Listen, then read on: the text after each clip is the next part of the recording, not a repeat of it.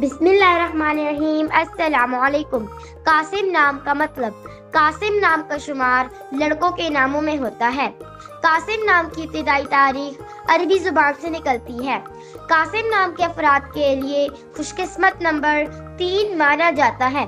कासिम नाम का मतलब तकसीम करने वाला है, जबकि खुशकिस्मत दिनों में इतवार, मंगल शामिल है। खुशकिस्मती वाली दांतों में हिस्सों के हिसाब से तांबा शामिल है। कासिम नाम के अफराद के लिए मवाफिक रंगों में सुर्ख, जंगनुमा, हल्का सब्ज शामिल है। कासिम नाम के अफराद के लिए मवाफिक पत्रों में पखराज शामिल है।